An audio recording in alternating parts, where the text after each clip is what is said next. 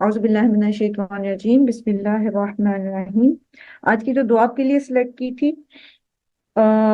وہ اللہ سبحانہ و تعالیٰ سے مدد مانگنے کے لیے، یعنی ہمیں جن معاملات میں کبھی کوئی پریشانی ہوتی ہے کسی کی طرف سے،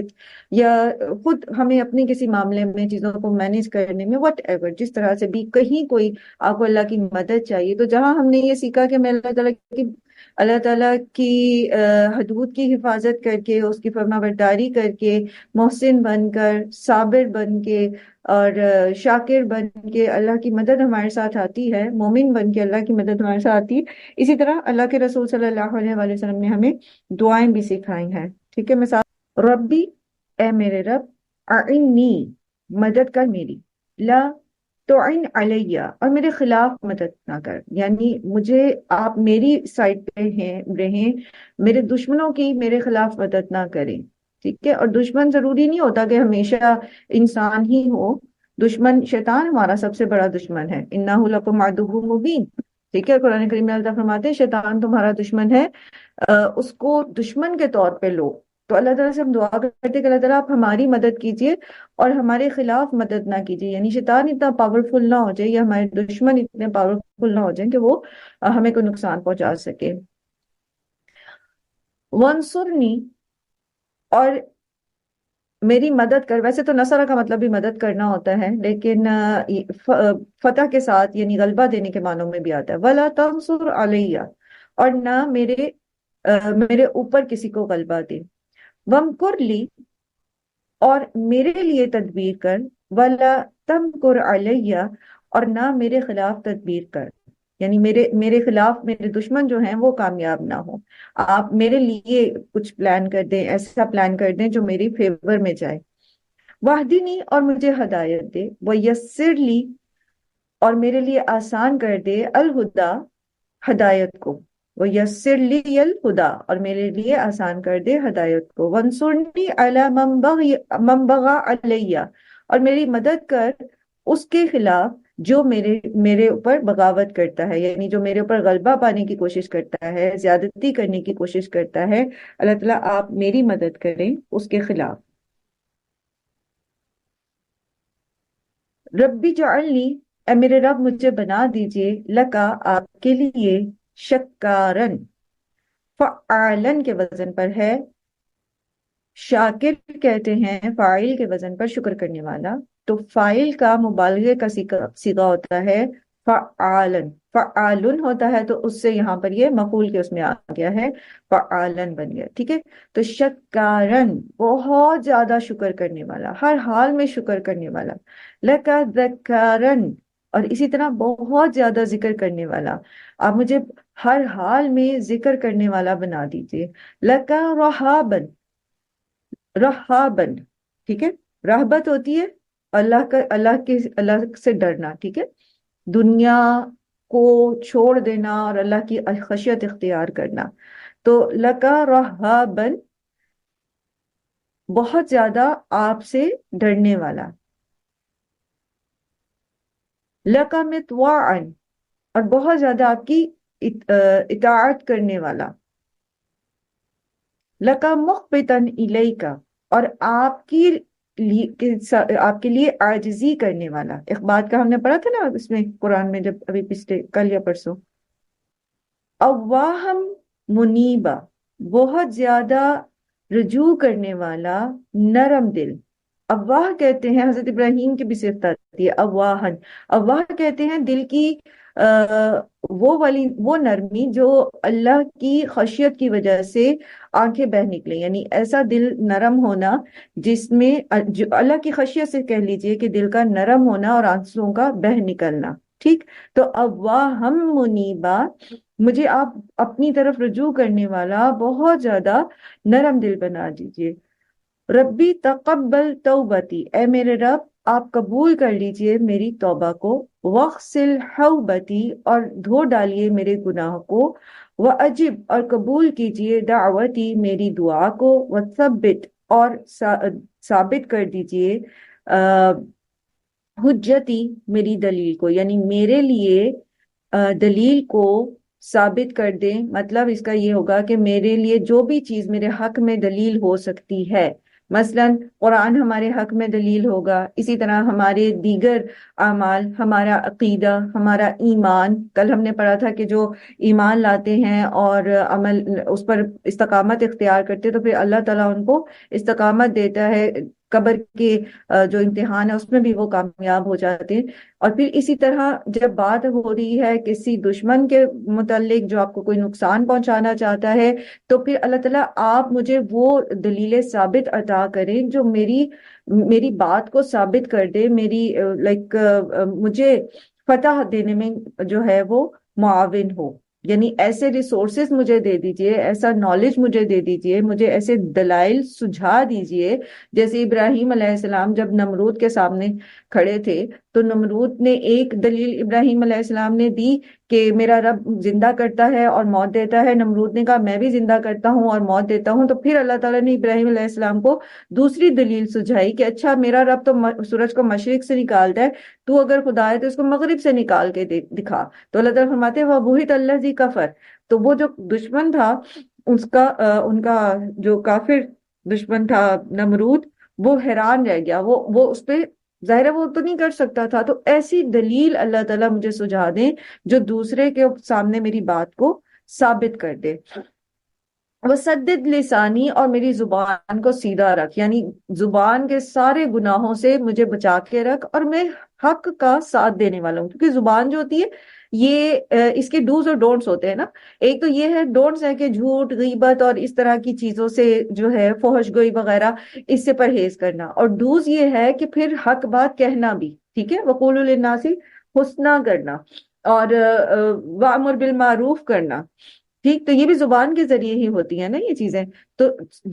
وسدد لسانی کا مطلب کیا ہے کہ میری زبان حق کا ساتھ دے، جو تو نے اس کے لیے ڈوز رکھے ہیں، جو ڈونٹس رکھے ہیں، یہ اس کو فالو کر سکے۔ وحدی قلبی، اور میرے دل کو ہدایت عطا فرما۔ وسلل سقیمۃ صدری، اور میرے سینے کی سختی کو دور کر دے، میرے سینے سے کینے کو نکال دے۔ سبحان اللہ، بہت خوبصورت دعا ہے، اور اکثر بہنیں کہتی ہیں کہ ہم کیا کریں، ہم پریشان ہیں آفس میں، یا کوئی ہم مطلب سم ٹائم ایسا ہوتا ہے نا کہ آپ کو لگتا ہے کہ لوگ آپ کے خلاف جا رہے ہیں، لوگ آپ کو پریشان کر رہے ہیں، اور ایون گھر میں بعض اوقات ایسا ہو جاتا ہے کہ آپ حق بجانے ہوتے ہیں لیکن کچھ ایسے رشتے ہوتے ہیں جن کی طرف سے آپ سخت اذیت میں ہوتے ہیں، تو یہ دعا جو ہے اس میں بھی معاون ہے۔ اور پھر اسی طرح اللہ سبحانہ تعالیٰ کا بہترین فرما بردار بننے کے لیے، چونکہ اللہ کی مدد اللہ کی فرما برداری کے ساتھ آتی ہے، تو پھر اس کا بہترین فرما بردار وہ ہوتا ہے جو اس کا شکر گزار ہوتا ہے، جو اس کا ذکر کرتا ہے، اس کو یاد رکھتا ہے، جو اس کے لیے اپنے دل میں خشیت رکھتا ہے، جو اس کی اطاعت کرتا ہے، جو اس کے لیے عاجزی کرتا ہے، جو بہت زیادہ بار بار اس کی طرف پلٹنے والا ہوتا ہے، تو وہ ساری خوبیاں بھی اس میں مانگی گئی ہیں۔ اور پھر ان سب کے باوجود جب ہم سے کوئی گناہ ہو جاتا ہے تو توبہ کے لیے جو اللہ کی طرف رجوع کرنا ہے تو وہ بھی اس کے اندر موجود ہے۔ سبحان اللہ، بہت ہی جامع دعا ہے، بہت ہی جامع دعا ہے۔ مختصراً میں کوشش کرتی ہوں کہ آپ کو دعا کو ایکسپلین بھی کر دوں، اس لیے تاکہ آپ دعا مانگے، کیونکہ دعا کرنے کی چیز ہوتی ہے، مانگنے کی چیز ہوتی ہے، پڑھنے کی چیز نہیں ہوتی، ٹھیک ہے؟ تو اس کو پورے اچھے سے سمجھ کے پڑھنا۔ چلیں اب آتے ہیں ہم اپنی اربعین نبوی کی طرف، اور آج جو ہے انشاءاللہ ہم ایک اور حدیث پڑھتے ہیں۔ چلیں، اعوذ باللہ من الشیطان الرجیم، بسم اللہ الرحمن الرحیم، اللہم صلی وسلم علی نبینا محمد۔ ان ابی ذر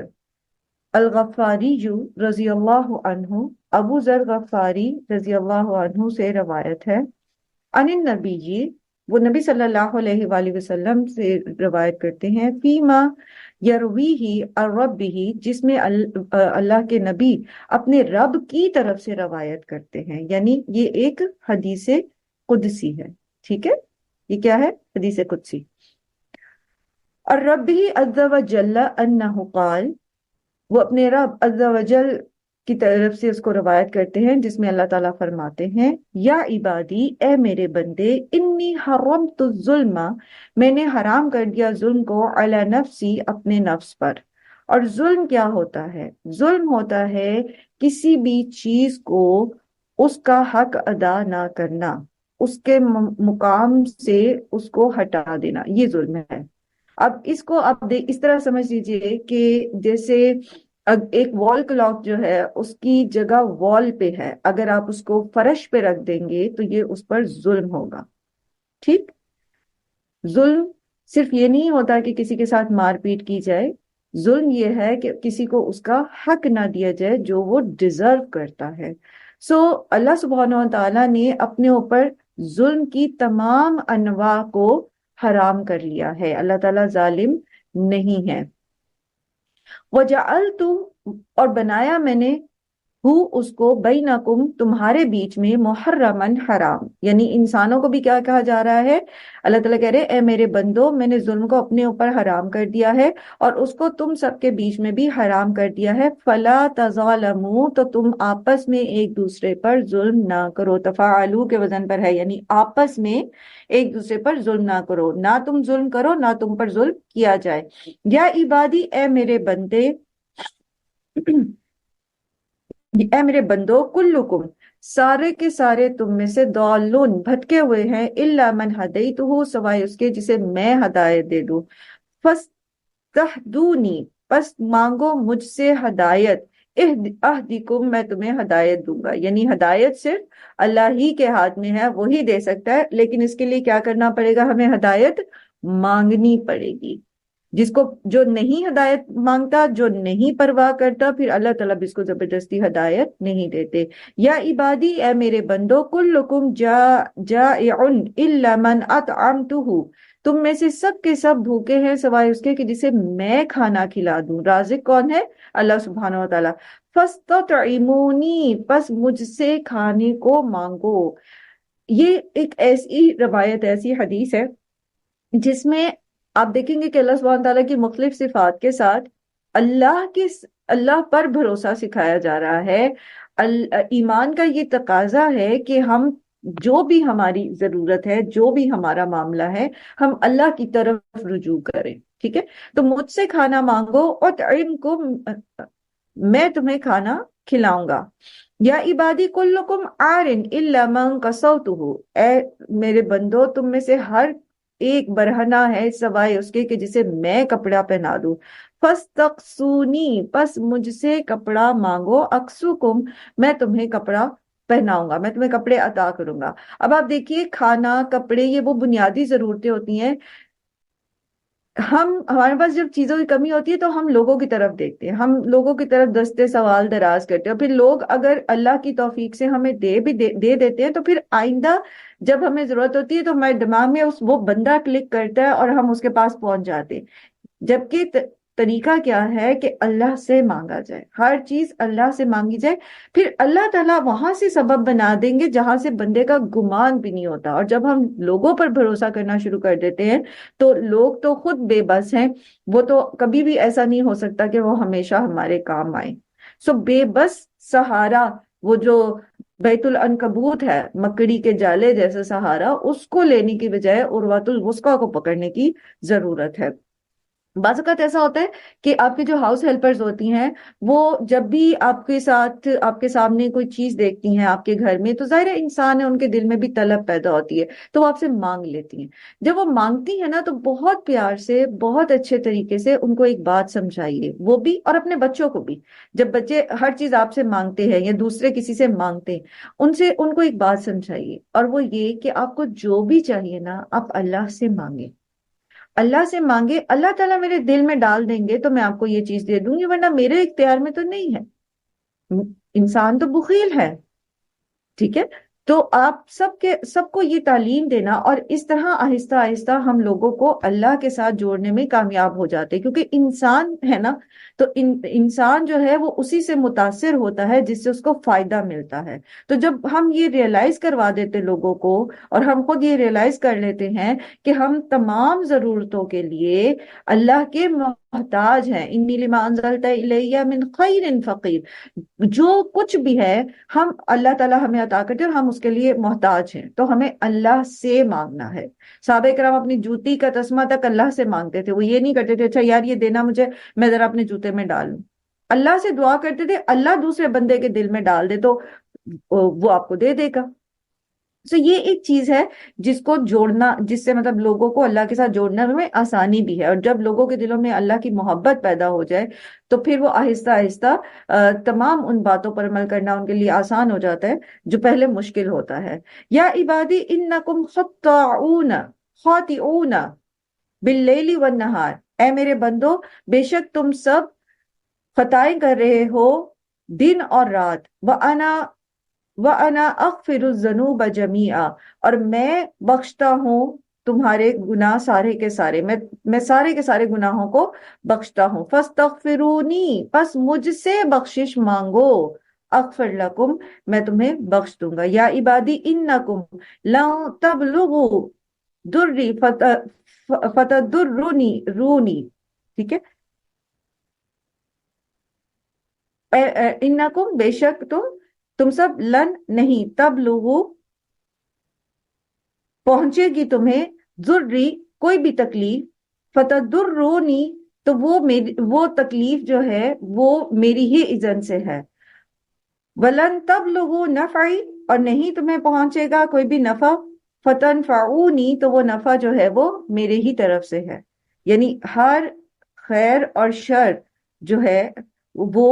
اللہ کے اذن سے ہی پاسبل ہو سکتا ہے، اور یہی تقدیر ہے۔ یا عبادی لو ان اولکم و آخرکم، اے میرے بندو اگرچہ بے شک تمہارے اولین اور آخر، انسانکم و جنکم، انسان اور جن، کانو ہو علی اتقا ہو جائے، علی اتقل رجل واحد منکم، تم میں سے کسی ایک، ما نقص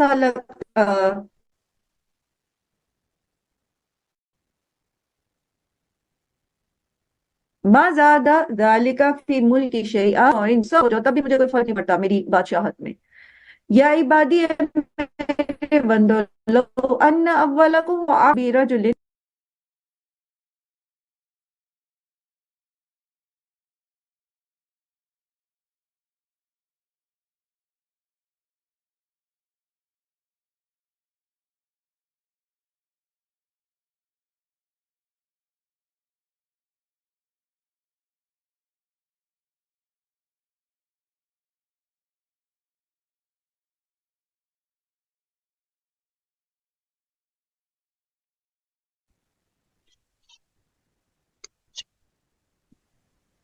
یا عبادی لو ان اولکم و آخرکم و انسکم و جنکم کانوا علی افجر قلب رجل واحد منکم ما نقص ذلک من ملکی شیئا،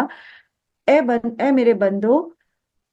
اگر تمہارے اول و آخر جن و انس سب کے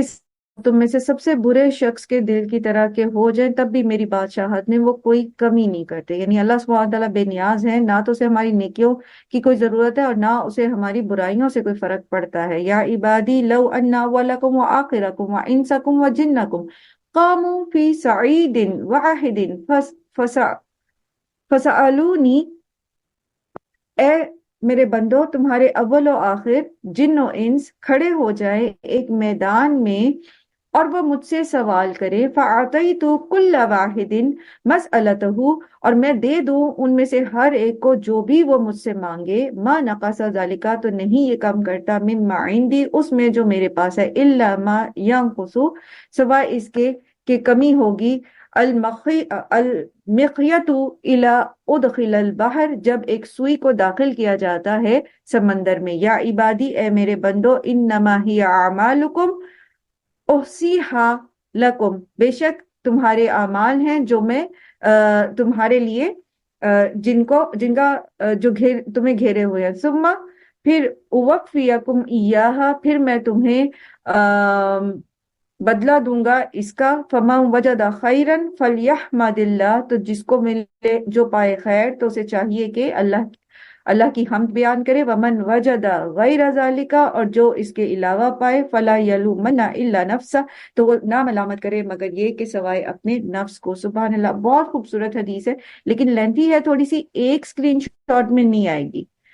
اور اس کے اندر بہت ساری چیزیں سمجھائی گئی ہیں. آپ لوگ اس کا اسکرین شاٹ لے لیں، میں دو پیجز میں ہی آئے گا، ٹھیک ہے. اور اس سے ہمیں کیا پتہ چلتا ہے کہ اللہ سبحانہ وتعالیٰ نے ایک تو یہ کہ پوری کی پوری وہ بیان کر دی تقدیر، ٹھیک ہے. جو کچھ بھی ملے گا ہمیں وہ اللہ ہی کے اذن سے ملے گا، کھانا پینا کپڑا، اور اسی طریقے سے پھر خیر کو اور شر کا ملنا، اور اسی طریقے سے جو بھی چیزیں ہیں وہ سب اللہ. لیکن یہ کہ ہمیں اس کے ساتھ ساتھ اللہ تعالیٰ سے دعائیں کرنی ہیں، دے گا وہی، ملے گا اسی سے، کسی اور سے نہیں ملے.